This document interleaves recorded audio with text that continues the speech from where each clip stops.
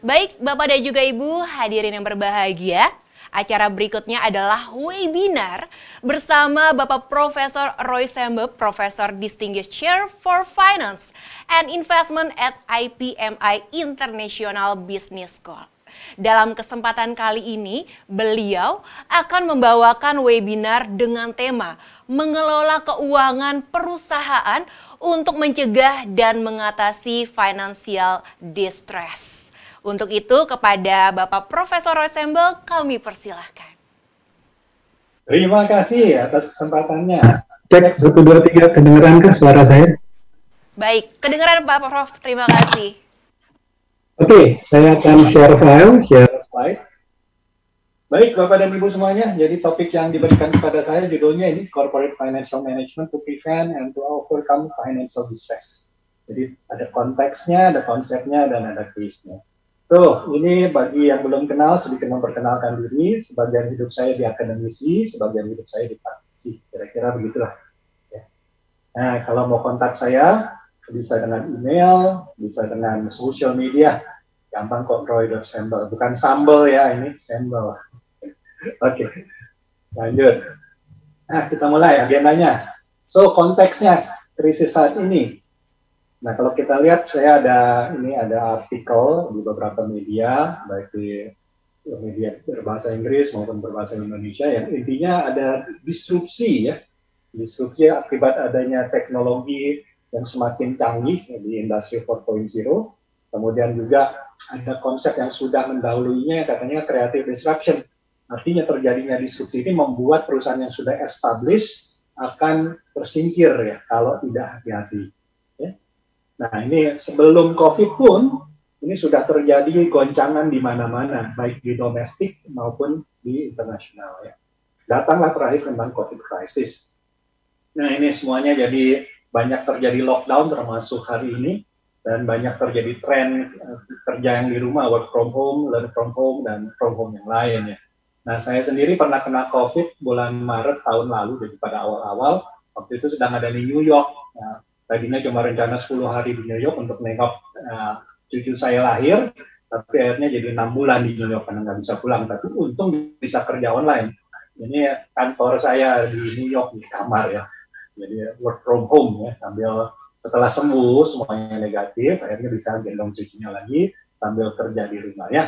Nah, itulah tren tentang work from home dan digital disruption. Yang intinya sekarang zamannya VUCA ya, VUCA volatile, gejolak, uncertain, ya, penuh dengan ketidakpastian, kompleks, yang rumit, ambigu, nggak jelas. Ini zamannya new normal, katanya nggak bisa terbalik ke zaman dulu lagi. So, intinya adalah ekonomi Indonesia sejak 2020 sebenarnya masih ada beberapa hal yang bagusnya yang bisa kita manfaatkan ya. Contohnya total populasi besar nih, pasar yang besar.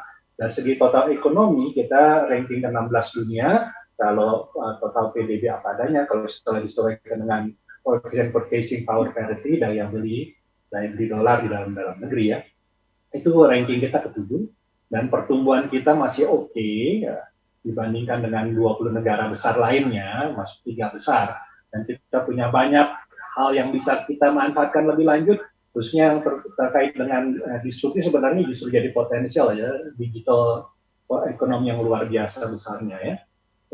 Nah, pertanyaannya nih, ke depannya jadinya seperti apa? Nah, kalau kita lihat memang dampaknya signifikan.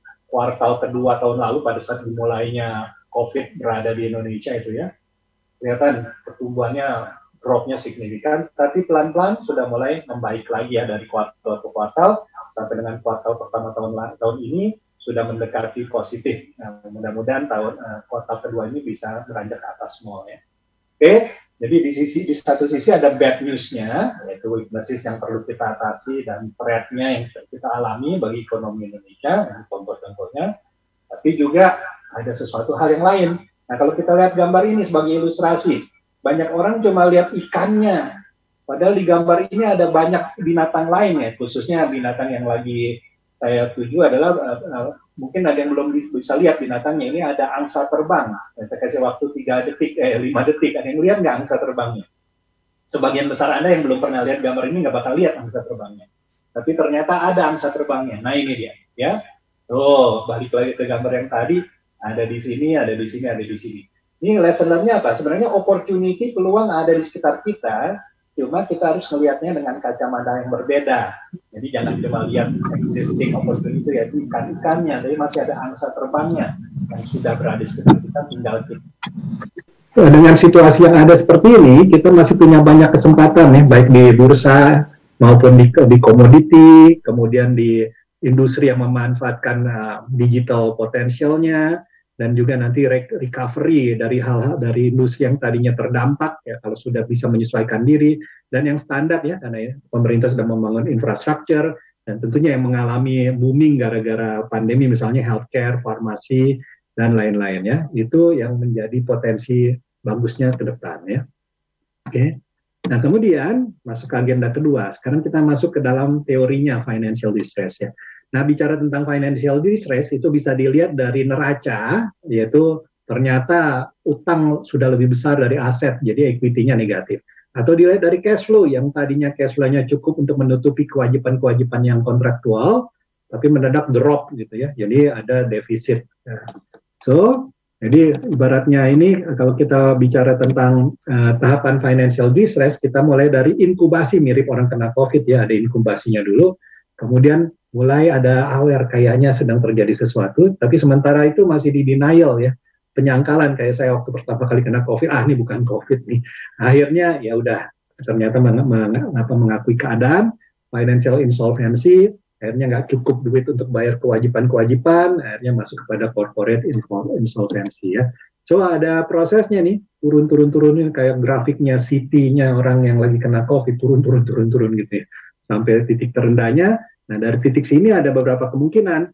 Kalau permanen, problemnya memang sudah permanen, bahkan sebelum COVID sebenarnya bisnis sudah tidak relevan, ya solusinya bisa likuidasi atau menunda sementara kematian dengan PKPU, kalau bukan ini ya, bukan singkatan baru untuk ini ya, lockdown ya. PKPU adalah penundaan kewajiban pembayaran utang lewat pengadilan ya, nah, di bankruptcy file ya. Ya. Tapi kalau misalnya sebenarnya bisnis cuma sementara problemnya, kita bisa lakukan turnaround, mulai dari operationalnya, di restructuring, cost-cost yang sifatnya fixed cost yang besar dihemat, diubah jadi variable cost, kemudian aset restructuring, terlalu banyak fixed aset yang membebani, dicoba menjadi dilepas, dan seperti itu, atau financial restructuring, itu dari segi utangnya dan lain-lainnya, baik negosiasi satu persatu, yaitu dengan private workout, atau dikumpulkan semuanya menjadi PKPU lagi di sini ya. Oke, itu beberapa solusi yang mungkin. Nah ini pernah saya juga sebagai komisaris dari suatu perusahaan TBK mengalaminya tuh. Waktu tahun 2008 sampai 2010 mengalami krisis, kemudian dicoba di rescue di 2011 gagal, di 2012 cara rescue-nya apa? Yang pertama adalah stop the bleeding, cash flow-nya dulu yang diberesin ya. Nah caranya apa ya? Dengan negosiasi dengan para pemberi kreditnya ya. Nah kemudian kita mulai dengan lihat apa yang bisa ditingkatkan revenue-nya dan apa yang bisa ditekan cost-nya ya, nih profit and loss-nya. Kemudian meskipun karena dampaknya sangat berat di sini, berarti equity-nya jadi negatif, maka dilakukan restructuring dari balance sheet-nya. Dan strateginya dilihat ulang supaya menjadi tetap relevan, dan akhirnya bisa survive dan melakukan stabilisasi dan bisa terus bertumbuh. Nah ini case study singkat yang saya alami waktu sebagai komisaris independen di salah satu perusahaan yang hampir bangkrut. Ya. So, ada banyak riset tentang financial distress. Mulai yang sangat klasiknya, biasanya dikutip sebagai riset awal dari bankruptcy, itu Beaver menunjukkan bahwa ciri-ciri perusahaan yang sudah mendekati financial distress itu distribusi dari variabelnya itu beda dengan yang akhirnya survive ya. Jadi beberapa variabel telah dilakukan perbedaannya ya, dan dikasih cut off rate-nya, mana yang berpeluang survive, mana yang peluang gagal gitu ya. Kemudian juga ada Altman, nah ini Altman yang paling sering dikutip untuk corporate bankruptcy scoring ya, yang terus diperbaiki, dan juga ada tipe-tipe yang lain dari Olsen, dan yang terakhir semuanya, baik di Indonesia juga ada nih riset-risetnya. Nah ini contohnya untuk setiap sektor masing-masing variabelnya beda ya, jadi nggak bisa digebiah-uyah ya, mana variabel yang mempengaruhi. Oke, ini banyak sekali referensinya tentang bankruptcy bagi yang tertarik risetnya ya. Saya sendiri melakukan riset sederhana tentang bisnis apa yang paling terdampak, sektor apa yang paling terdampak pada saat COVID-nya lagi lagi seru-serunya ya, itu kuartal kedua tahun lalu. Ternyata yang paling parah ini adalah yang paling parah miscellaneous industry sama properti, gitu ya. Ya nggak heran lah kalau properti memang swingnya berat ya. Dan sektor yang paling bertahan adalah basic industry, mungkin karena business to business nih ya. Dan ada trade, consumers, dan lain-lain. Nah, ini datanya ada di sini. Nah, kemudian berikutnya, bagaimana lakukan risk management ya di masa krisis. Nah, ini. Nah, ada kata dari Mandarin, ya, itu yang mencerminkan krisis. Krisis ternyata terdiri dari dua kata, adalah wei dan qi. Apa tuh? Wei artinya danger, qi artinya opportunity. Jadi di tengah krisis pun kita masih ada peluang kalau kita mau mencermatinya, kayak tadi ya, lihat ada angsa terbangnya yang tadinya nggak kelihatan gitu ya. Makanya ada pepatah bilang, orang bisa makmur, bukan cuma orang, tapi korporasi maupun bangsa, negara. Kalau kita fokusnya adalah mencari, menggali, menciptakan, dan memanfaatkan peluang bahkan di tengah krisis. Kalau yang lain-lain terlalu banyak ngeluh, jadi terlalu autis dengan keluhannya, begitu opportunity-nya datang, itu angsa terbangnya nggak kelihatan, padahal sudah ada di depan mata. Tapi saya yakin semua pesertanya pada hari ini adalah tipe yang pertama ya, makanya pada mendapatkan award, kemudian mau hadir di tempat ini untuk mencari opportunity ya. Makanya VUCA itu ada yang negatif, tadi yang jelek, negatif yang jelek maksudnya volatile, uncertain, complex, dan ambiguous. Tapi juga bisa jadi hal yang bagus, yaitu versatile, artinya kemampuan menyesuaikan diri dalam berbagai keadaan, upbeat, tetap semangat, kreatif, banyak ide-ide, dan agile. Agile bukan bacanya bukan agile ya, agile itu Betawi banget. Agile artinya lincah dan gesit gitu ya. Nah, kemudian respon financial distress bisa asset expansion, ya tentunya dengan lihat opportunity yang baru, atau kerjasama dengan mitranya, operational contraction, berarti sementara tarik napas dulu, financial policies-nya diatur, kemudian lewat merger dan akuisisi ini 4 dan 5, atau sama sekali akhirnya company-nya ditutup, ya itu bisa terjadi seperti itu. Oke, tadi tahapannya apa? Kalau orang lagi masuk UGD gara-gara kecelakaan atau penyakit apapun, dilihat darahnya itu mengalir enggak. Kalau misalnya sudah habis darahnya, apapun penyakitnya pasti stop lah. Jadi harus stop the bleeding, kemudian temporary pivoting, cari cara untuk mendapatkan revenue dari berbagai cara, dari resource yang kita punya, dan untuk cost-nya bisa ditekan. Financial restructuring itu negosiasi dengan para krediturnya. Kemudian lihat kita punya bisnis masih relevan nggak pada saat ini, atau apa yang bisa disesuaikan. Jangan-jangan core bisnisnya sudah tidak relevan, bahkan harus didefinisikan ulang ya. Karena di tengah pandemi, kemudian digital disruption, barangkali cara berbisnis yang lama pun sudah tidak relevan. Jadi harus new ways of doing bisnisnya harus dijalankan ya. Oke, kalau dibicara tentang financial management, untuk mencegah terjadinya krisis atau financial distress, dari awalnya lebih baik mencegah daripada mengobati kan. Jadi harus pasang kayak Itali nih. Itali kan terkenal dengan ini ya, catenaccio-nya, artinya defensive, makanya menang nih Piala Eropanya ya. Untuk para pembelanya Inggris, mohon maaf ya. Ini jadi ada defensif, baik dari capital structure, itu rasio utangnya, jangan terlalu tinggi-tinggi. Kemudian modal kerjanya harus di-matching antara permanen working capital dan permanen current asset dan financing-nya, supaya matching, tidak ada mismatch. Defensive asset structure, gimana kita bisa mengurangi fixed asset, yang biasanya kalau fixed asset itu kalau lagi nggak ada revenue pun tetap harus ada cost-nya keluar. Revenue management, bagaimana kita bisa mendapatkan recurring revenue supaya ini bisa berjalan dengan baik, itunya income-nya. Cost management harus defensif ya. Kalau fixed cost-nya itu di masa krisis gimana bisa diganti dengan variable cost supaya nggak tetap keluar cost-nya meskipun revenue lagi turun. Nah ini dia cash flow management-nya. Ini ada 5 prinsipnya cash flow management. Mulai dari revenue-nya kalau sudah jadi account receivable mesti tagih sekeras-kerasnya. Kemudian tentang utang-utangnya harus hati-hati. Kemudian inventory-nya harus dijaga supaya optimal. Kemudian untuk pengeluaran yang besar-besar harus planning-nya dengan baik. Nah kalau sudah terkumpul cash flow-nya yang bagus, jangan didiemin, harus dalam tanda petik disekolahin supaya bisa menghasilkan. Kemudian growth management-nya, kan ada yang namanya sustainable growth rate. Nah itu ada rumus hitungannya. Hati-hati kalau misalnya terlalu cepat growth-nya itu juga bisa berbahaya kalau kita nggak punya risk management-nya ya. Jadi ada 2 kemungkinan, pakai organic growth atau partnership growth ya, seperti itu ya. Kalau ke depannya lebih banyak partnership dalam situasi sekarang. Nah, risk management-nya harus juga defensif. Mungkin sebelum krisis terlalu tinggi risk appetite-nya mesti ditinjau ulang supaya nanti jangan terlalu berlebihan menanggung risikonya. Nah ini pada saat saya lagi kena COVID, kebetulan daripada nganggur itu di isolasi, bikin artikel tentang menata ulang strategi ini ya. Jadi pada saat itu pas tanggal 7 April pas kebagian rumah sakit akhirnya ya. Tapi sebelum masuk rumah sakit sempat kirim artikelnya. Jadi jangan lupa kalau Anda dalam situasi apapun, coba untuk tetap produktif, tapi tetap jaga istirahatnya gitu ya. So, katanya, yang namanya bencana itu bisa terjadi kapan saja, faktor eksternal. Tapi dampaknya terhadap bencana, yaitu tragedi, sebenarnya kita bisa hindari atau bahkan kurangi dampaknya ya.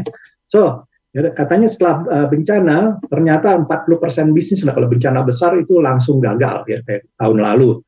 Nah, sementara 60% yang masih beroperasi, setelah 1 tahun, nah sekarang udah 1 tahun, ternyata 25% gugur lagi yang kita alami sekarang ya. So, kita harus lakukan pencegahannya adalah dengan business continuity plan ya. Mulai dari employees-nya di-maintain, customer service-nya, aset nama brand-nya, kemudian kontaminasi environment-nya, investment-nya harus dijaga benar ya, supaya benar-benar bisa tetap berlangsung meskipun terkena krisis ya. Nah, perlu ada manajemen oversight-nya yang benar-benar bisa dijaga dari segi strategik, tactical, maupun dari segi operasionalnya. Dan laksanakan risk management-nya dengan berbasis ada infrastrukturnya dilengkapi, governance-nya dijalankan, prosesnya juga dieksekusi. Ya.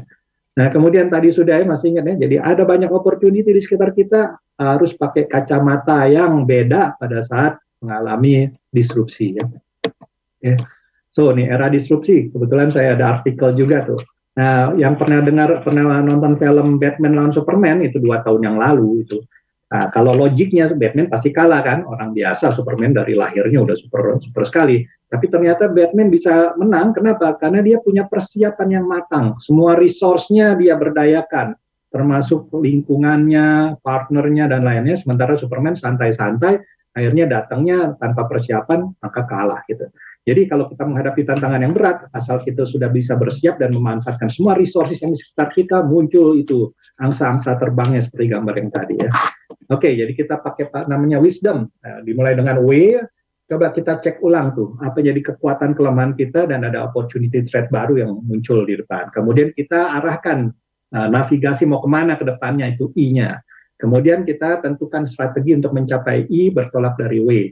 Nah, setelah ada planningnya, kemudian kita tingkatkan company kita maupun orang-orangnya, learning dan capacity building dari didik ya, untuk siap menjalankan strategi yang baru, dan dieksekusi dengan otak, otot, dan orang. Jadi kerja cerdas, kerja keras, dan kerja sama. Dan dalam prosesnya terus dipantau dengan benar oversight-nya ya, risk management dan oversight-nya itu matter, monitor, dan management ya. Oke, ini bertolak dari W menuju ke I lewat jalannya S. Kemudian dilatih sebelum naik gunungnya, latihan fisik, mental, otak, dan lain-lain. Kemudian setelah jalan harus dimonitor ya. Oke, itu dia. Nah, kemudian ada satu strategi yang baru yang sedang naik daun di era pandemi ini, namanya strategi berbasis ekosistem. Artinya bukan cuma berdasarkan value chain dari hulu ke hilir yang linier. Kita harus memanfaatkan di sekitar dari value chain-nya itu yang saling mendukung, sehingga kita bisa memberikan solusi yang lebih komprehensif kepada customer kita dikala kebutuhannya sudah berubah ya. Ini namanya ecosystem edge ya. Saya tidak akan panjang lebar di sini, tapi intinya seperti itu, harus banyak partnership untuk lihat ada hal baru apa yang kita bisa kembangkan bersama untuk menghadapi situasi yang sedang sulit. Jadi perlu capacity building-nya dalam bentuk ini. Pinjam istilah IT adalah brainware, orang-orangnya dilatih ulang supaya bisa lincah dan gesit dan belajar melihat opportunity yang ada berdasarkan resource yang kita punyai. Organisasinya dibuat jadi agile, jangan terlalu kaku, gimana bisa menyesuaikan diri.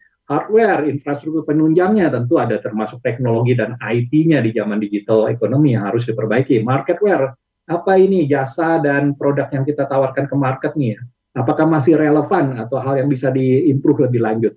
Nah, Anda sebagai leader harus mengkoordinasi ini supaya culture perusahaan terjadi perusahaan yang lincah dan gesit dan mau memanfaatkan peluang dan membangun inovasi dengan bekerja sama dengan partner-partner ya, ekosistemnya. Seperti itu, oke?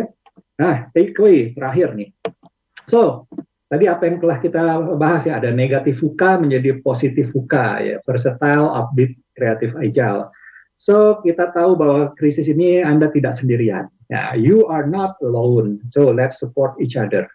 Memang ada beberapa sektor yang terdampak lebih parah dibandingkan sektor yang lain. Tapi kalau kita mau memperbaiki diri dan melihat ada opportunity apa yang muncul di tengah krisis, harapannya adalah ke depan kita bisa tetap survive bahkan lebih excel. Dan kalau untuk terjadi financial stop the bleeding, financial restructuring dan seterusnya sampai new ways of doing business. Dan tadi ya, kerja keras, kerja cerdas, kerja sepenuh hati, kolaborasi ini ya, tadi bicara tentang ekosistem. Opportunity ada di mana-mana sebenarnya, di internal kita, di eksternal maupun melalui inovasi. Gunakan wisdomnya tadi ya, capacity building, dan strategi under uncertainty yang tadi sudah diuraikan secara singkat. So, katanya ada lagu yang bilang ini, what doesn't kill you may make you stronger, mudah-mudahan. Dan last but not least, this too shall pass. Nggak ada yang permanen, semuanya akan sementara, akan berlalu pada akhirnya. Kita pernah mengalami krisis tahun 98, 2003 sudah pulih kembali, bahkan melejit kita dari 2003 ya. Oke, sudah selesai dari saya. Nanti kalau ada pertanyaan tapi mungkin tidak sempat di event ini, Anda tetap bisa bertanya langsung kepada saya lewat tadi ya, lewat chatnya, bukan lewat chat, lewat sosial media, mau lewat email, atau saya kasih nomor HP saya, boleh dicatat 0818 773 662, saya catat di chat lah nanti ya, 0818 773 662. Oke, closing. So terakhir, kalau Anda yakin Anda bisa, atau Anda percaya Anda tidak bisa, dua-duanya benar. Karena kalau udah percaya nggak bisa, otaknya stop, nggak ada solusi. Kalau udah yakin bisa, meskipun nggak langsung dapat solusinya, dengan kerjasama tadi, dengan kolaborasi dan lain-lain, pada waktunya kita bisa temukan solusinya ya. Dan final takeaways-nya ada the best 8H-nya. Apa tuh best 8H? B-nya adalah be hopeful and helpful. Punya banyak harapan ke depan, masih banyak opportunity, dan saling menolong satu dengan yang lain ya. I-nya adalah empower heart, head, dan hand. Jadi heart itu adalah sepenuh hati, dengan mental yang bagus, kemudian head kerja cerdas, hand adalah kerja keras dan kerja sama ya. Kemudian S-nya adalah stay hungry, tentu hungry untuk improvement ya, bukan cuma hungry perutnya. Dan happy, enjoy the process supaya imun kita tetap tinggi. Dan thrive holistically, artinya apa? Berkembangnya secara holistik ya. Oke, apakah akan ada tanya jawab? Kemungkinan enggak ya? Mbak moderator atau MC? Cek, Betul, 1, 2, 3, kedengeran nggak? Iya, kedengeran Profesor. Mohon maaf tidak ada sesi Q&A. Oke, kalau gitu saya langsung tutup. Saya langsung tutup pakai pantun, jangan lupa bilang cakep ya. Pantunnya bilang ini, kalau Anda jalan-jalan ke Tasikmalaya, jangan lupa jangan lupa enjoy sambal dan ngemil oncom. Kalau masih ada yang ingin ditanya, kirim email ke roy.sambal@gmail.com. Nah, terakhir, sari jus pepaya, buah alpukat. Mari terus berkarya, tambah semangat, makan siri di tepi perigi. Terima kasih, sampai jumpa lagi. Thank you very much. Saya selesaikan dan saya kembalikan kepada moderator. Dan ini cara mengontak saya, bisa dengan email, atau sosial media, atau tadi dengan nomor HP saya 0818 773 662. Oke, thank you very much. Kembali kepada moderator dan MC-nya. Pas ya waktu saya ya. Pas, terima kasih banyak, luar biasa. Mungkin boleh kita beri aplaus secara virtual. Terima kasih banyak Bapak Profesor Roy Sambal untuk webinarnya ya. Semoga tentunya dengan webinar tadi yang sudah disampaikan oleh Bapak Profesor Roy Sambal bisa memberikan manfaat tentunya untuk kita semuanya. Terima kasih.